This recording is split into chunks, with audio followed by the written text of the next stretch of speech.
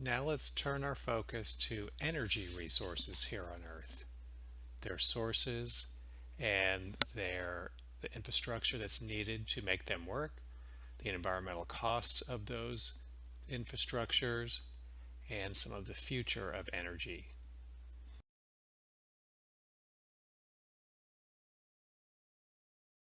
And we'll start off with some definitions.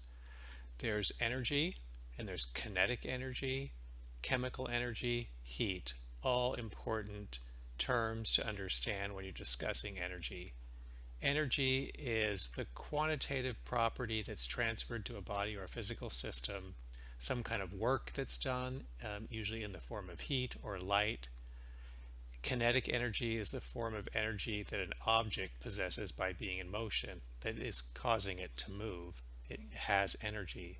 Potential energy, the energy held by an object because of its position relative to other objects. Say something like a ball on the top of a hill has potential energy because it can go down and express energy. Chemical energy, chemical substances that are released when they undergo a chemical reaction, the energy that comes out of them when they undergo that reaction. And heat, when a rise in temperature makes atoms or molecules move faster, like when sunlight hits CO2 in our atmosphere and they shake about and heat up, that creates heat when these molecules collide with each other when they are excited. Those are some basic concepts we can remember.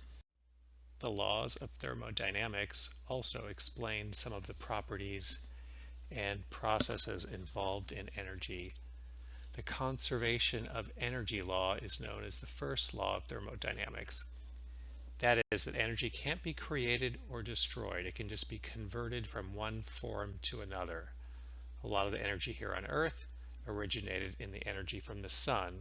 Even our fossil fuels came from mostly plants that were living a long time ago. All those chemical bonds, those hydrocarbons that became fossilized, are still the things that we combust now. So the energy inherent in those fossil fuels came from the sun. So it just transferred from one form or one object to another. Another example is energy of a moving car. It converts that energy is moving and changing from the car movement to heat energy when the driver presses on the brakes, and heat is generated by the friction of the brake pads on the brake drum. Second law of thermodynamics is the entropy, or the disorder in an organism or a system. Entropy of a system is always increasing, so it's always slowly becoming more diffuse and disordered and random, like the kitchen or your bedroom. As the disorder in a system increases, the energy in that system is transformed into less usable forms. So orderly things, like think of chemical bonds in big molecules or crystalline structures, a lot of energy is stored in those bonds in an ordered fashion, and as those bonds break, it becomes more disordered and the energy is released into other forms, like into as heat. So the efficiency of any process will always be less than 100%. Primary production is carried out by plants and a few different types of bacteria, but mostly photosynthetic plants and algae like phytoplankton that are taking in the sun's light and making it into biomass that can be used as a stored energy form and as food for other organisms. As you already know, plants take in water in the roots and carbon dioxide from the atmosphere and use the sun's energy to catalyze this process called photosynthesis, which makes organic molecules, sugars, and those are stored in the body of the plant, used by the plant and broken down by respiration, but then also used by any organism that eats that plant. Even if this process is inefficient in the sense that much energy is lost as heat during photosynthesis, it still is the basis of all life and how energy gets into all other organisms. This is the basic chemical equation for photosynthesis and cellular respiration, and they are completely related inversely.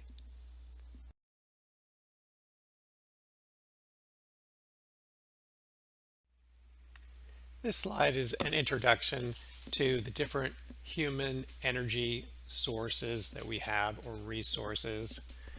Let's break it down looking at these two graphs. Fossil fuels encompass coal, crude oil, natural gas, other plant-based, fossil plant-based liquids.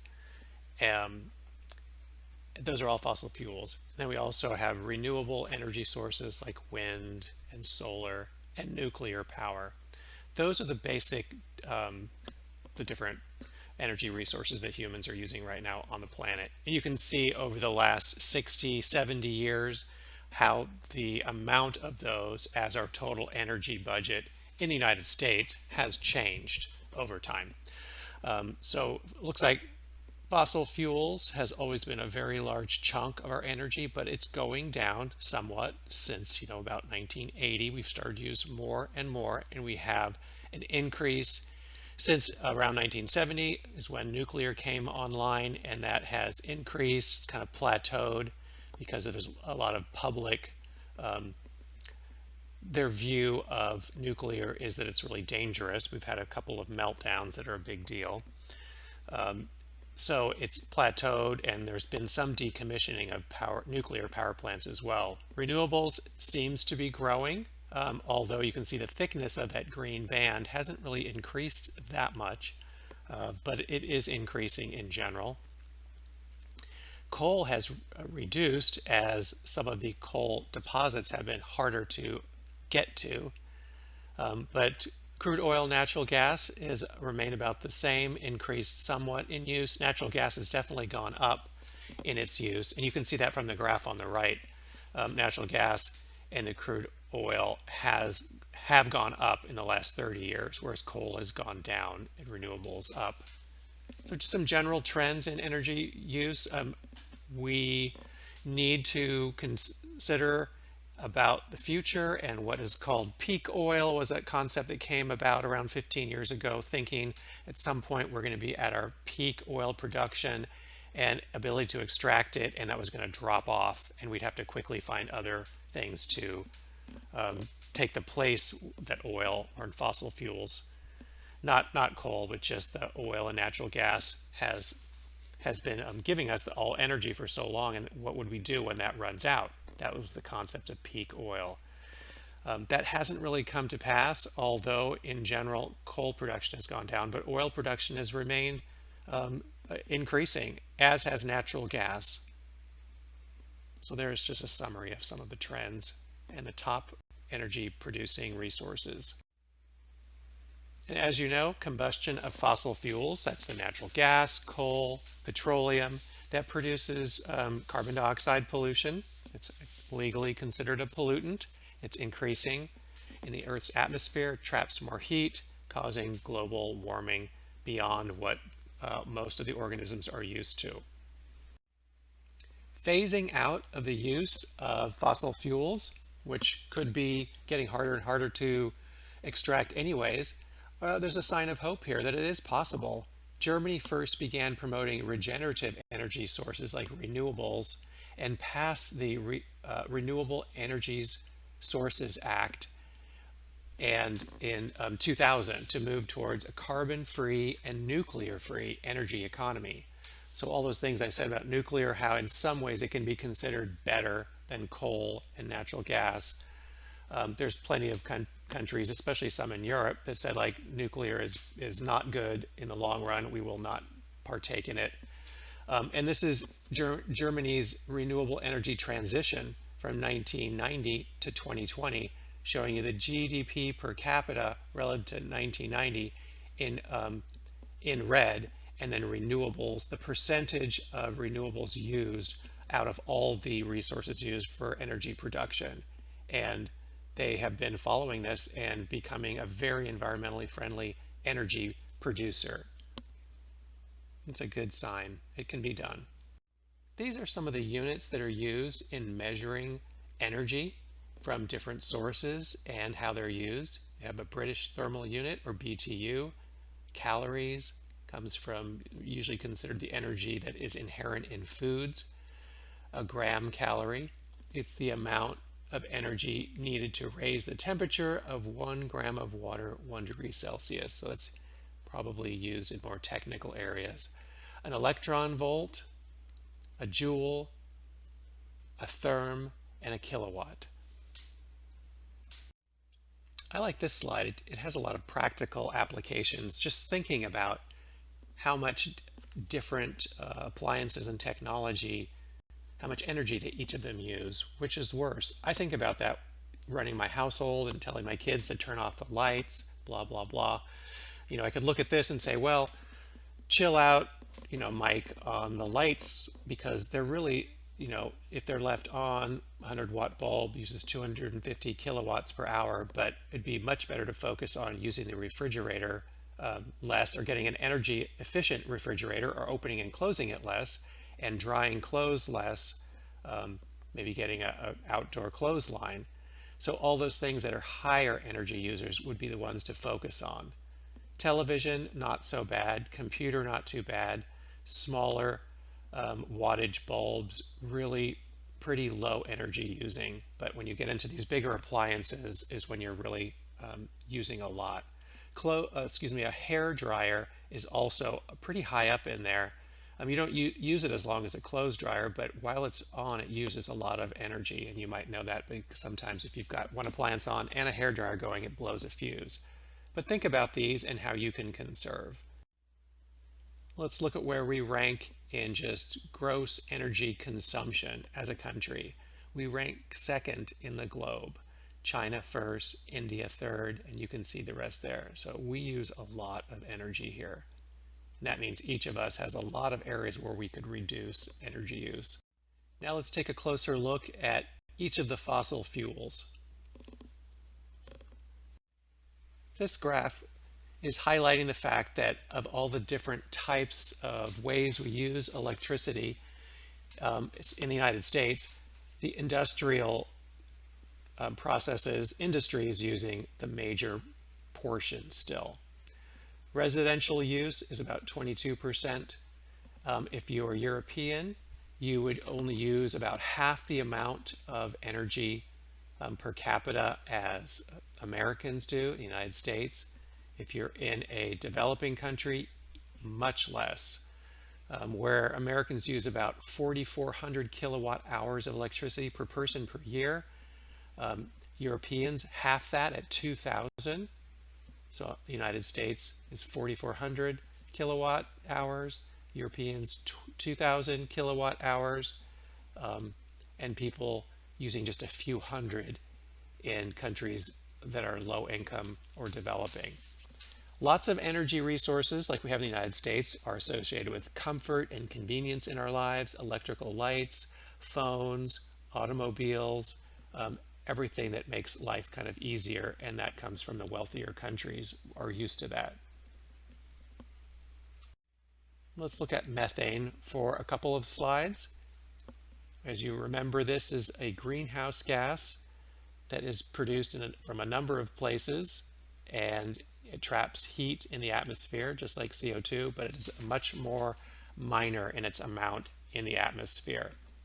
And what we're going to talk about here is it can be burned as a fuel source. Methane is one of these types of natural gas, ethane another, propane, butane. Methane is perhaps the dirtiest burning of all of them, propane the cleanest. In general, they're all fairly clean burning compared to something like coal. It's the most energy efficient. It's not as abundant as coal though, and natural gas is primarily composed of methane, the same compound that animals' bodies create during digestion, anaerobic decomposition. I mentioned in a different lecture the vast amounts of livestock that are letting out methane is a significant part of the methane that goes into the atmosphere, which enhances the greenhouse effect and global warming, although CO2 is still the big one that we're concerned with by far. This shows you world natural gas production by region. And you see a vast majority is produced in North America, and then also the former Soviet Union area in parts of Russia. Those are the two big ones where most natural gas is used. So remember, this also has an environmental cost. It is a pretty good fuel source or energy source, burns pretty clean, but getting it out of the ground takes a lot of destruction and disruption to wildlife habitat. Wyoming's Powder River Basin, as an example of a place that has a lot of natural gas, there are over 140,000 natural gas wells proposed, and this is a little dated. A lot of those have been implemented. There's so much good natural gas there. There's money to be made by companies. There's energy to be harvested and given to people. But it takes a vast amount of infrastructure and habitat damage to make that happen. Also, we can have more energy.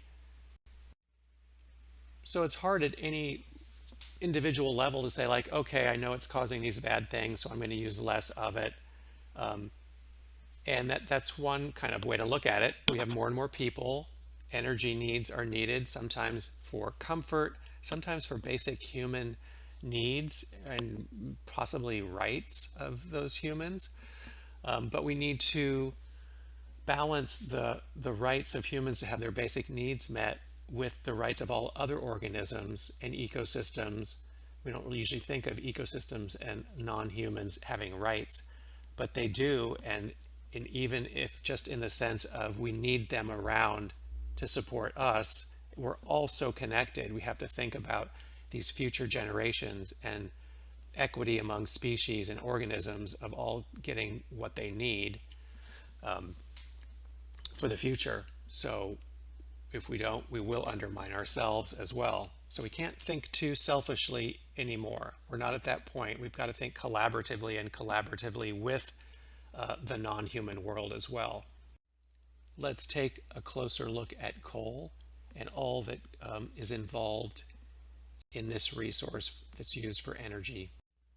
This slide just lets you know the process, how coal was formed, highlighting it's been over 200 or 300 million years in the formation of our oil, natural gas, and coal deposits. These are finite resources. When they run out, we will not have any more at all. They cannot be replenished.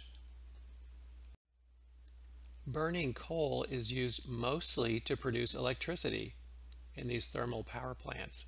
The Four Corners area of the western United States is where a lot of electricity is generated by coal burning. There's a lot of coal deposits in that area. And some of the electricity is even put into the grid that gets all the way to the West Coast here in California. But coal mining is dangerous. It is mined underground, usually in tunnels and channels. Sometimes it's strip mined from the top of the mountain, removing all the stuff on top of that coal deposit and then taking it off, leaving a devastated landscape. But it's dangerous to the miners themselves too. It's a hard job. It's not good for the environment, for the organisms that live in that area, nor for the humans that help extract it. A couple of images and a diagram of how coal mining damages the habitat, just removing, this is the strip mining, meaning it's surface mined. It's not, they don't use tunnels to get down to the deposits. Everything on top of the coal deposit that we figure out is underneath there, down inside the soil, is removed. And then the soil is, the coal is then mined and it's left, the mountain is gone and there's some revegetation that happens after that, but it's not very good. So it's usually a devastated landscape. This slide speaks for itself. Different types of negative effects, pollution effects from mining. And all these pollutants relate to water. Heavy metal contamination, acid, water, drainage, sediment and erosion from the mines, and processing chemicals, pollution. This is not related to coal, but I know that with gold mining, they use arsenic and cyanide to extract the gold from the ore, and that has the same types of negative effects to water in the area. They emit some of that cyanide into the local water stream. Coal produces lots of There's chemicals in there. We know that from studying air pollution and burning of coal. You get the sulfur dioxides, the nitrous oxides, mercury. Mercury is one of the pollutants that comes from coal mining that gets into the water stream. China and India have accounted for 95% of new coal-fired power capacity since 2011. These two countries have been on a fast track to industrialization, especially India, and they have coal deposits too. So they are going to go for the cheapest method of energy generation, and that would be with coal. Doesn't mean that it's best for the air quality or the water quality, but when people want to get energy, they're going to start with that takes kind of the least infrastructure and is going to be the cheapest overall. Another type of fossil fuel is petroleum or oil. Let's talk about that. Whereas coal was formed by terrestrial or land plants 300 million years ago, and those became deposited. They died mostly in swamps, and they died and got laid down, that organic matter, and got layered upon and under pressure and time turned into coal. Oil is produced by under the ocean from ocean sediments. And this is the least abundant of fossil fuels and does not burn very clean, but we still do try to extract, not try, but do extract and use it as an energy source. Along the south coast here in the general LA, Santa Barbara area, there are a lot of oil rigs. We're coastal, so there's quite a bit of oil that's underneath the sediments here that used to be, they were deposited in an ocean, and now they're near the ocean. We have offshore rigs, and we have some that are right on the coast too. They're tapping into the same oil deposits. Here's a little bit more about peak oil that I described earlier. We've already used about 0.5 trillion barrels of oil, almost half of proven oil reserves. The remainder is expected to last about 40 years at the current rates of consumption. So that's not very long. You know, it's half the average lifespan for a human. So our production is thought to be very near or maybe even past its peak, and it will be going down. And this is something that's brought up as a reason to transition to non-oil energy sources soon, because it will drop off quickly. This shows you some of the major areas of hydraulic fracturing or fracking to get to some of the natural gas resources that are used in the United States. And the environmental risks, we talked about them earlier. It creates a lot of wastewater, emits greenhouse gases like methane, releases toxic air pollutants, and generates noise, not to mention destruction of the habitats on the surface too. Tar sands are deposits that are kind of a loose formation of shale that has petroleum in it. And it's kind of a lower quality, lower concentration of the oil, but it is something that's being exploited and used to get more petroleum for more energy. It involves a lot of water pollution, forest destruction, and uses energy to get that petroleum out to be used for creating energy. So you can look at some of the pictures here of how it's done and some of the surface destruction that occurs after its extraction or during. You may have heard about the Keystone Pipeline that was proposed from southwestern Canada, where there are large tar sands deposits, and piping it all the way down to the Gulf of Mexico so it can be refined and put on ships to take other places in the United States and internationally too. Among other things, that Keystone Pipeline, to move that tar sands derived petroleum, would go right through the Ogallala Aquifer, and any kind of spillages could possibly pollute and contaminate that very important water aquifer in a large area that it would cross. And one of the things that came into the media during the Keystone Pipeline proposal period was that this tar sands pipeline would cross a number of native people's lands, our communities, and some of these sites sacred. And again, it could denude and destroy lands considered sacred to these groups.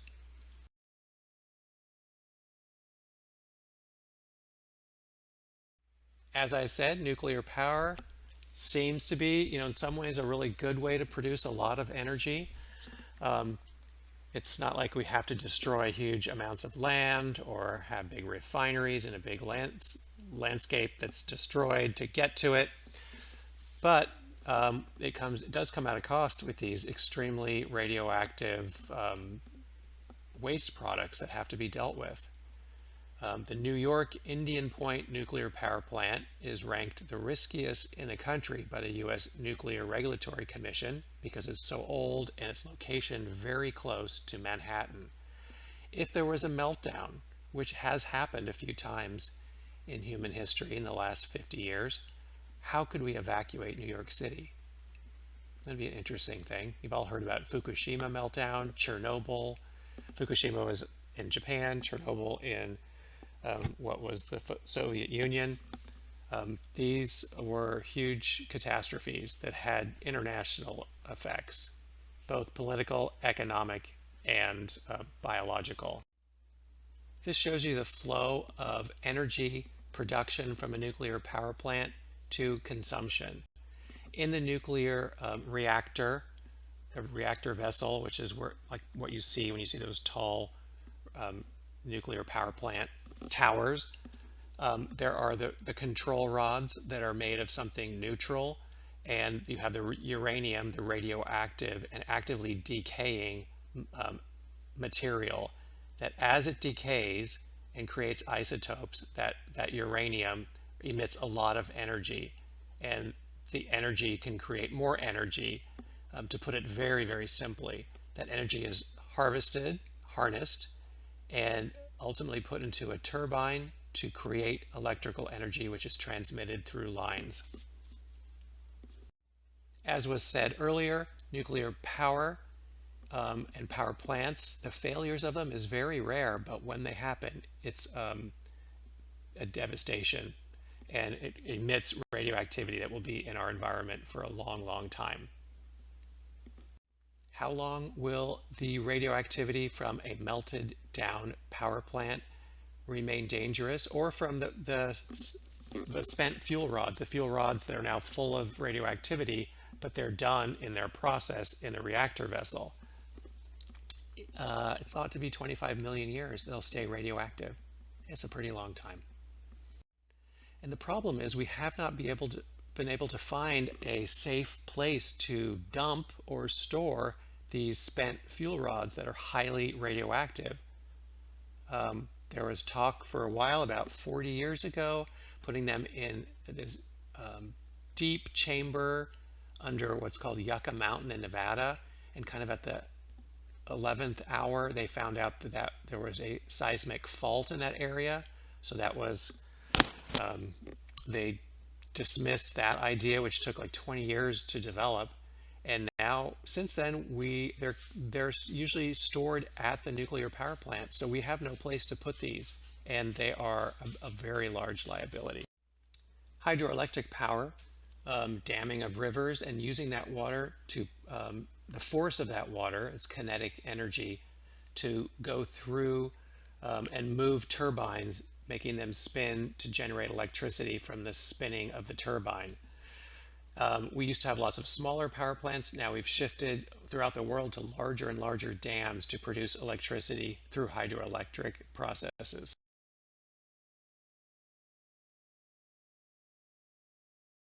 This is a graphic showing you how water is used behind a dam to make the electricity.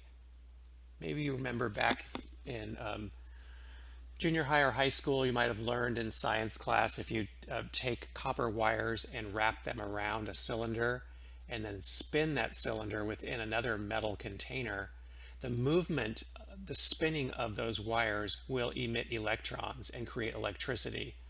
That's what a turbine does, basically. It uses water to make it spin, but the turbine is set up so its spinning creates electrical flow, and that's what is used and transmitted to our homes from hydroelectric power. And here in Santa Barbara area, and lots of areas throughout the western United States, we are getting a good chunk of our electricity from hydroelectric.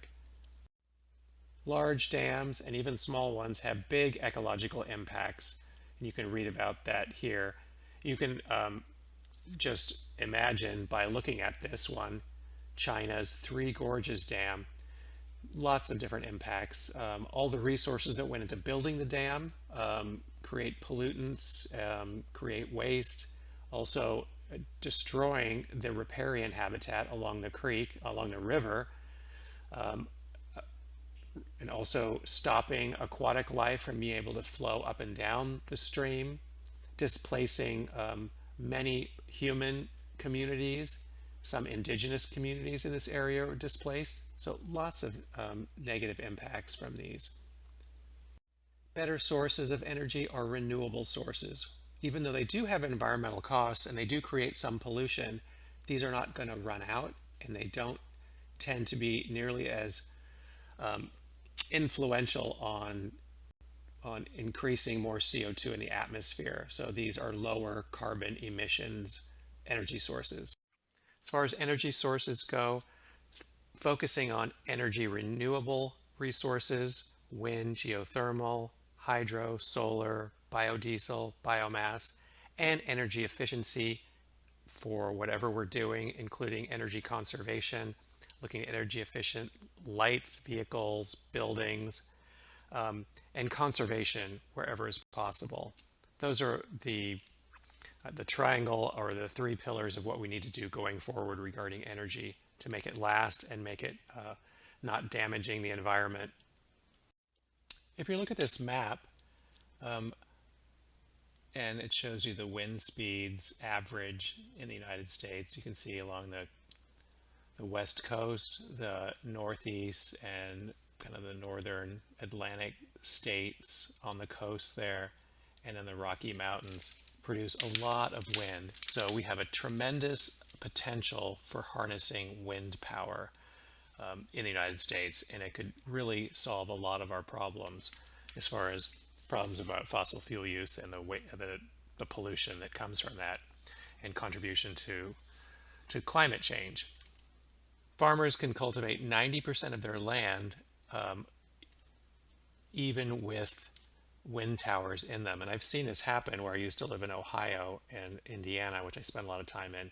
Farmers are starting to allow these wind towers to go in by these wind power companies. And they have to have an access, and there has to be a platform where they build the towers, but there's still a lot of land that's arable and usable for crops with the wind power. So they can do both and produce a lot of energy and make money too. And another idea that's put out there, which makes a lot of sense, people that are interested, or companies in promoting energy that is renewable, like wind and solar, is when the price of that energy source is lower than that the energy produced by fossil fuels, the market or consumer will gravitate towards that. It will become a bigger share of the energy that we use when it's cheaper. And wind power can be that. It has the potential to be a lot less expensive than coal-produced electricity. So it is a great solution that we can develop going forward. It's not to say it has no environmental problems. You look at these turbines, they're big, huge pieces of metal. Requires some infrastructure, some wiring. It does destroy some surface habitat. It's also known to affect birds, fly into them and die. So there are some, costs to it, but it's overall better in many ways than our current method of fossil fuel use for electricity production. Lots of wind over the oceans too, and these floating turbines for wind energy production are something that is increasing. Solar power, also a technology that's been around a while, but it is becoming more popular and displacing some of the energy that was produced by coal is now produced by solar. Here in the Santa Barbara area, we get a good chunk, 25% of our energy comes from renewables. So when you turn on the lights in your house, 25% of that electricity is from renewables, and that was probably about 5% 20 years ago. So it's increasing, might need to increase faster, but it's something to hang on to. A few different types of solar power. One is these kind of a system, the Ivanpah Solar Power Facility in the Mojave Desert.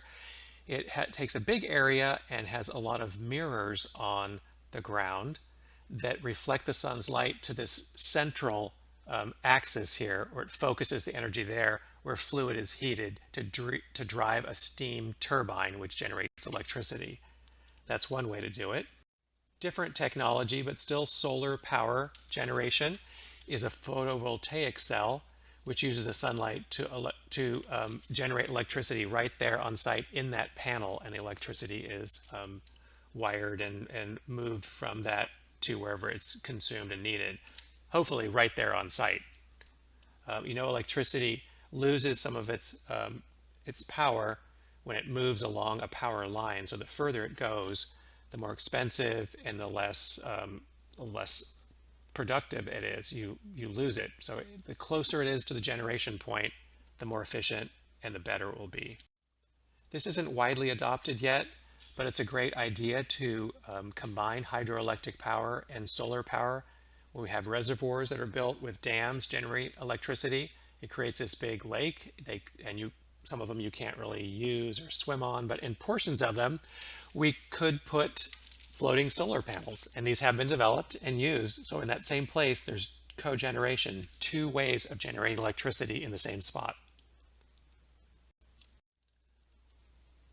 Solar power can also be simply in the form of creating these solar water heaters, where there's large tubes or systems of pipes that are directly exposed to the sunlight. They have water flowing through them. The water gets heated up and is used as hot water somewhere in that building or industry. These are great, simple systems that you can use in residential homes, commercial places too. And I've seen a couple places that use these pipes to create heat for showers. And if you've ever been like a backpacker or a camper and have an outdoor camping shower, that's exactly what this is. You leave kind of a rubber bag out in the sun for a few hours, and it's usually black to absorb as much solar radiation as possible. It heats up the water, and then you hang it and take a shower under it. Same principle, but on a larger scale. Biofuels are another source of energy potential, and they're used throughout the world, but on a smaller scale, where electricity isn't as available, but they could be expanded. One type of biofuel is ethanol, corn, or biodiesel, diesel that's made from plant products. And those have the potential, with other technologies we have that are renewable, to fully support all of our current energy uses throughout the world. Those sources, solar, wind, geothermal, biomass, hydropower, and ocean generated power, like with the wind turbines that float, that all of those combined could supply more than 6 times the current world energy use. Why aren't we doing that already? So we can drastically reduce CO2 emissions into the atmosphere? It's a good question to ask yourself. But some of the answers are political and economic. So and infrastructural. We have a big infrastructure for use of fossil fuels. And to suddenly stop using all of that and then use all of these renewables is a big transition. Sure, we could hasten that transition, but it makes sense too that it's not easy and simple for nations and communities and corporations to suddenly pivot like that. Liquid biofuels like ethanol made from corn mixed with gasoline make use of nearly half of the U.S. corn crop and much of the soybean crop. So a lot of those crops are going towards becoming biofuels and not for animals or people to eat. Cellulosic ethanol is a type of ethanol not from corn and soybeans, but from plant biomass. So plants that can be grown quickly can be chopped down and the biomass shredded up and put into these basically almost like a fermenter, and microbes ferment the sugars into ethanol, and that can be used as a fuel source. Dung can be used, otherwise known as manure, from grazing animals and put into a biogas generator, or sometimes called a digester, where there's no oxygen and the microbes in there start to decompose that manure and create methane that can be used as a fuel for cooking or heating. And the byproducts of that, partially CO2, if this is in a small scale, can be reabsorbed by the plants in that area, and you don't have any net gain in CO2 added to the atmosphere. So this is just a simple way of generating electricity on a local site using an organic source.